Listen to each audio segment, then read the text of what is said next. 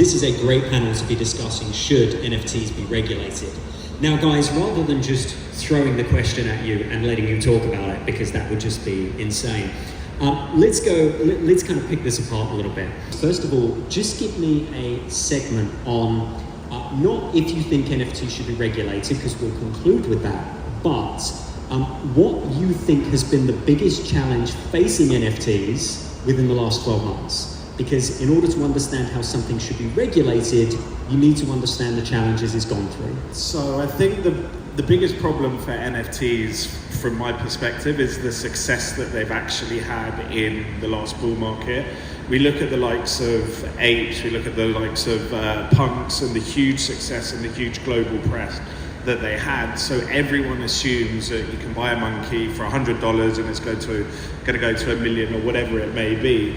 And then from a sports perspective, people looked at that and they all jumped on that bandwagon and said, we're going to launch an NFT and we're going to make hundreds of millions of dollars from it, and everyone who buys one is going to make a huge amount of money as well.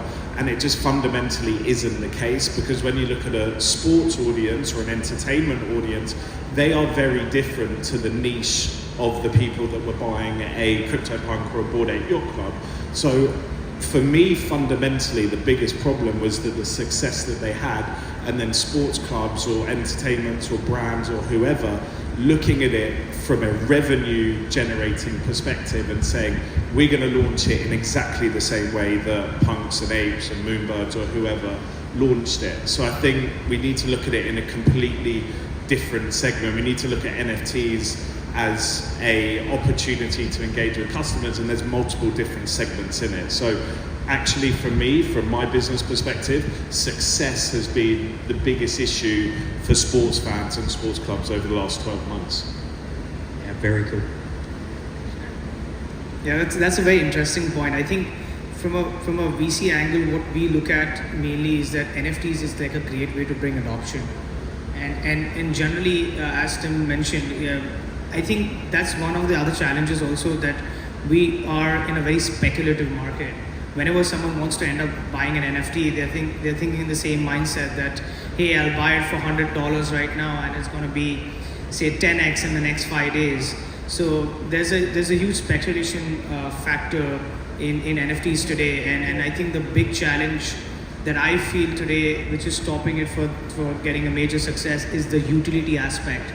A lot of projects that are trying to build something related to NFTs would have some sort of utility that they want to do. Like, it could be a marketplace that want to allow trading of NFTs, or it could be a real world asset project that wants to use NFT as a tool for being able to give ownership of a real world asset, right? But where we get stuck is mostly on the aspect of, things are, how do you drive that utility? There is no sort of clear path for regulation, there's no clear path for licensing, and even if I end up getting licensing in a specific jurisdiction, tomorrow there's something else and then things just go haywire. So from an investment perspective, that's what we feel as a challenge, that NFTs are great, okay, there's a lot of speculation, fine, this happens in an early stage, kind of very early market, but eventually utilities needs to be somehow being driven through some sort of regulation, licensing, or anything else. Awesome. Yeah, great points. Rita?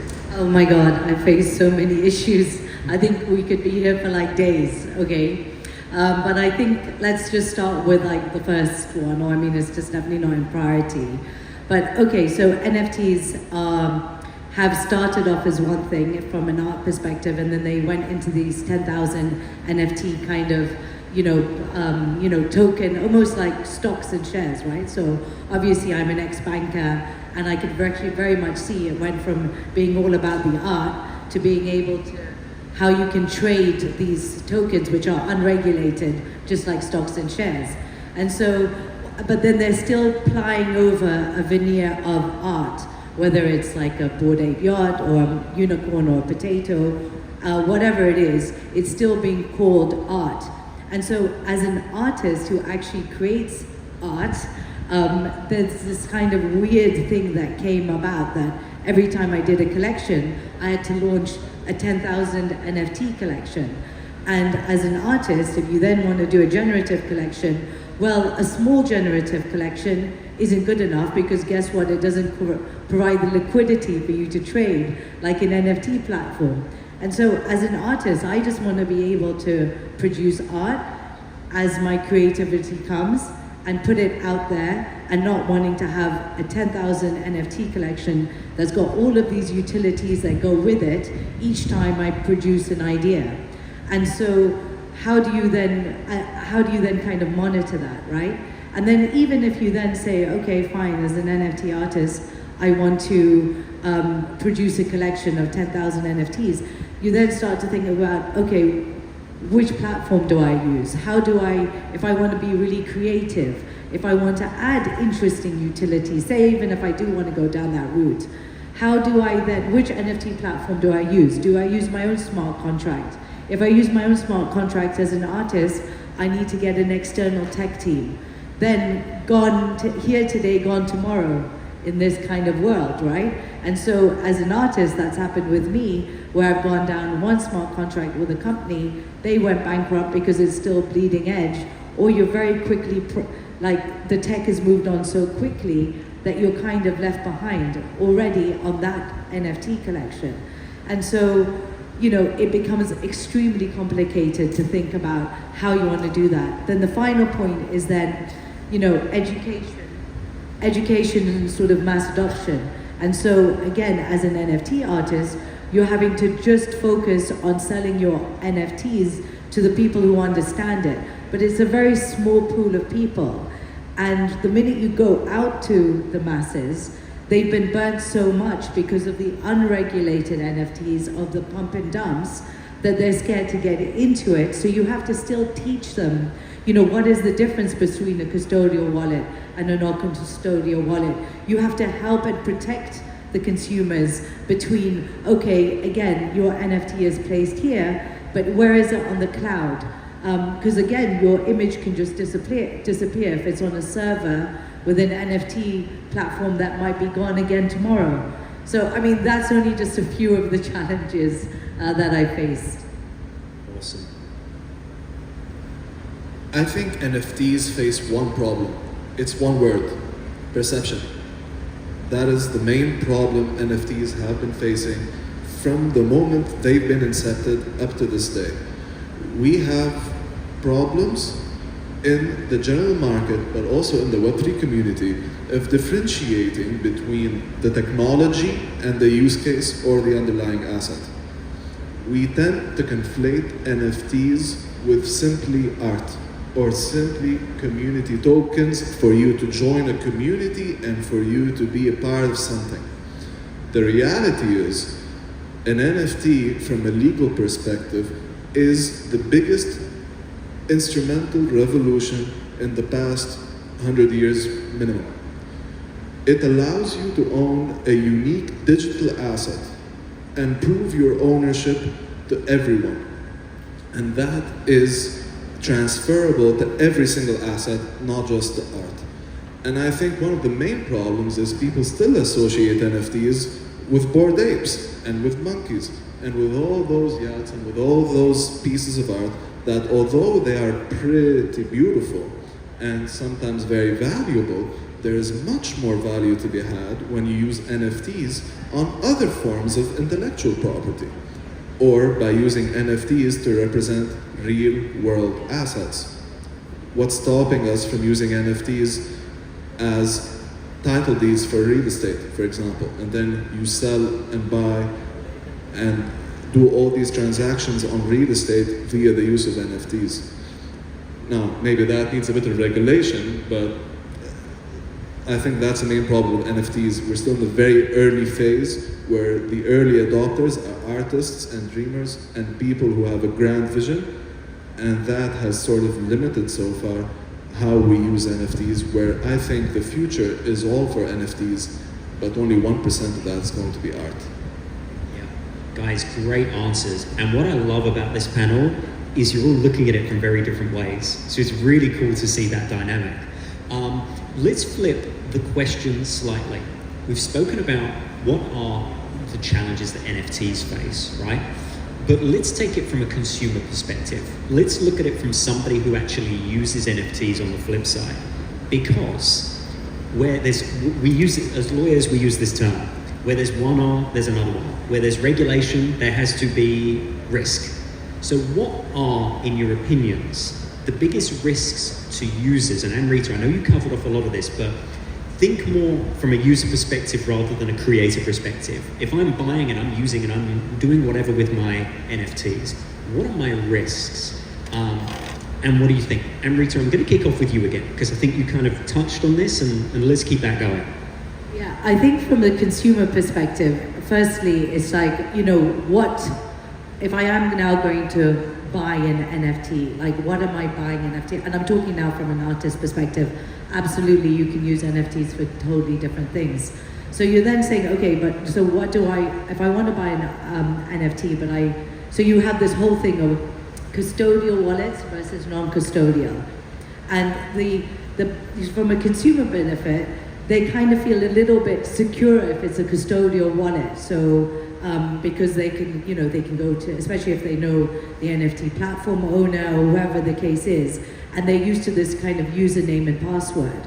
But the risk of obviously something like that is that they're compromising on the tech. Again, these NFT platforms, as I said, they're here today, but we don't know if they're going to be gone tomorrow, right?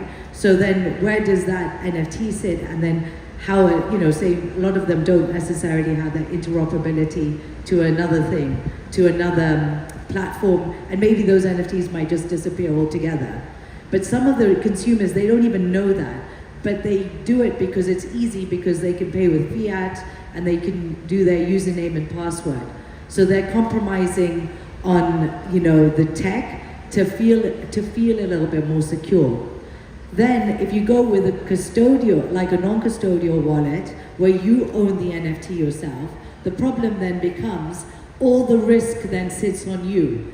And then you have to do you need to learn a lot about hot wallets, cold wallets, ledgers, how to store that, where to store your NFTs. You don't just buy the NFT and just like let it sit around on a wallet.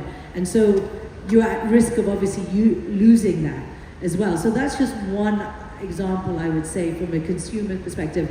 And then the last point is, if your NFTs do get stolen from your wallet, who do you go to? I've been hacked. My wallet, I've lost some very valuable NFTs, and it's happened to the most expert people in the industries. It's almost like if you haven't been hacked, it's like you've not been in the industry long enough. But then who do you go to? Like, you have to, report it to the police. I've done all of that, and it's a very clunky process, and you have to spend hours explaining to the police what an NFT is.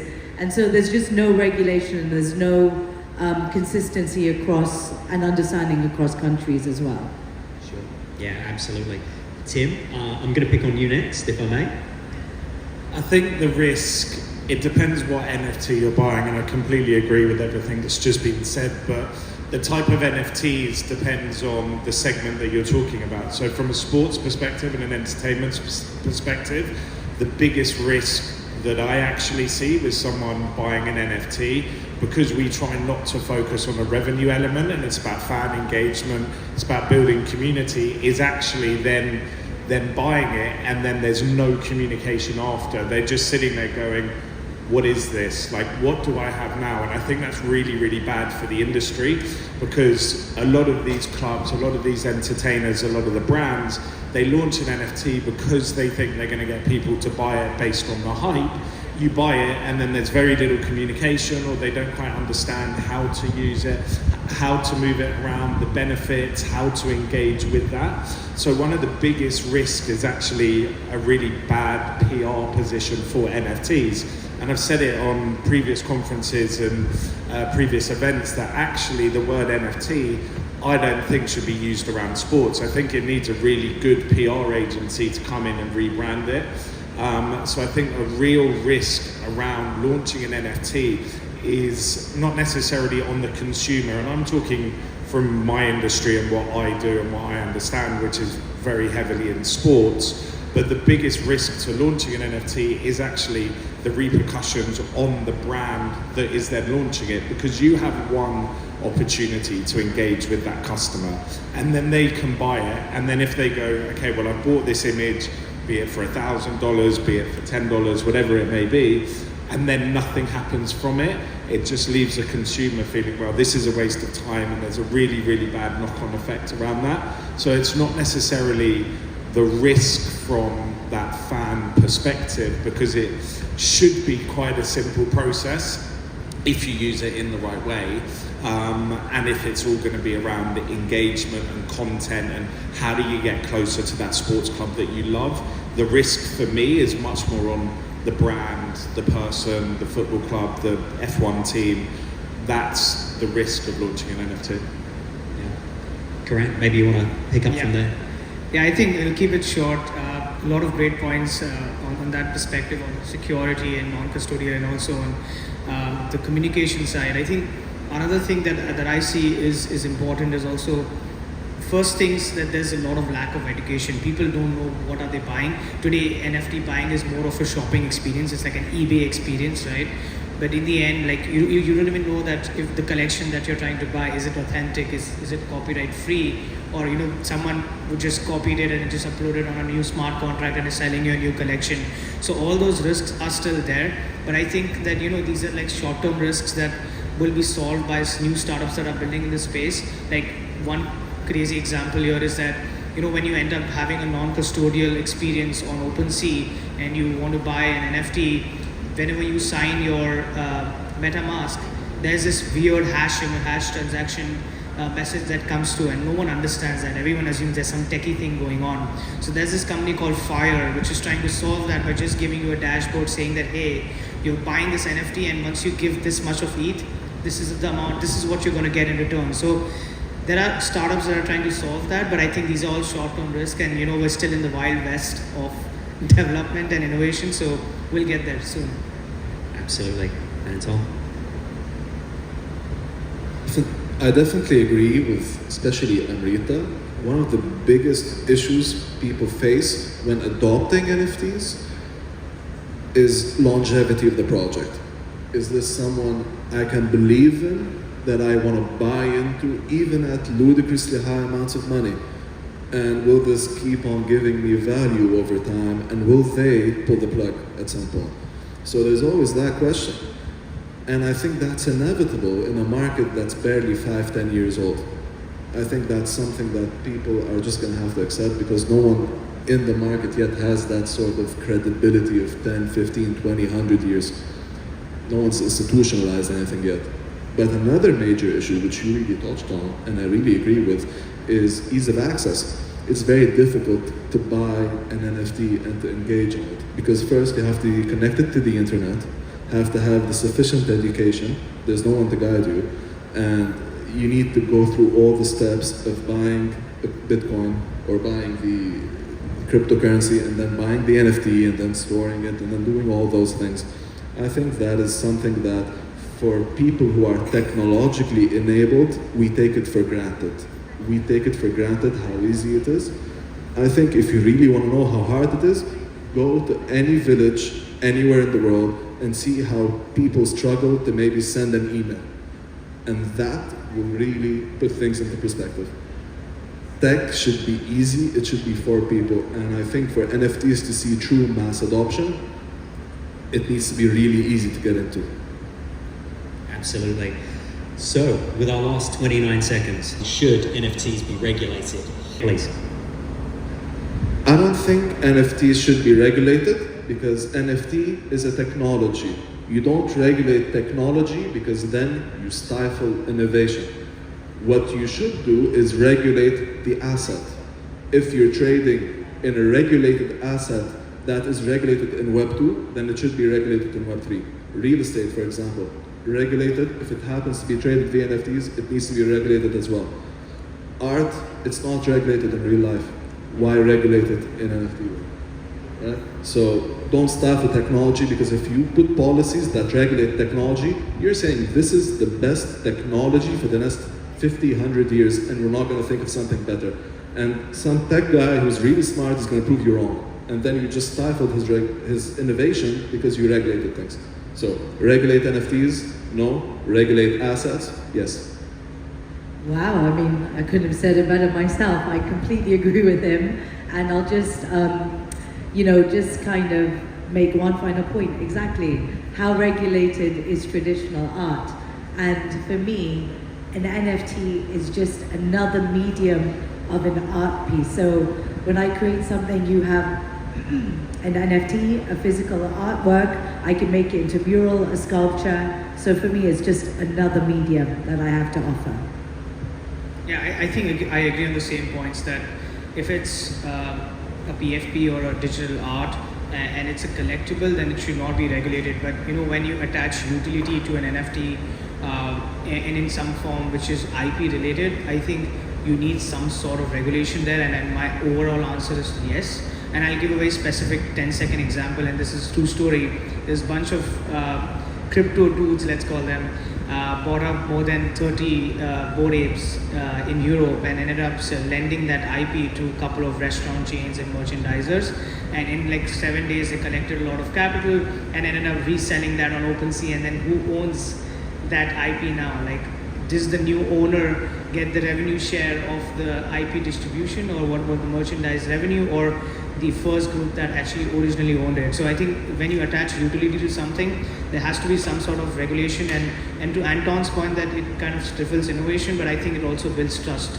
If you have regulation with real world assets and everything, you have a more trusted economy, and people will be much more excited to probably purchase a property with an NFT in the future. Awesome. And we've got to wrap up, but Tim, I'm keen for you to have a last voice. So hit us with a nugget in 15 seconds or less. Just a yes, no, maybe, and why. I'd just say a maybe. I think some sectors should, I think some sectors shouldn't. I think if it's very much on financial premise that you're buying it, you potentially should look at regulation, but if you're focusing on art, sports, engagement, then I don't think you should. Awesome. Thank you, Tim. Guys, I want to thank you so much for being here today. Thank you, everybody, for joining us who took the time to... Let's give our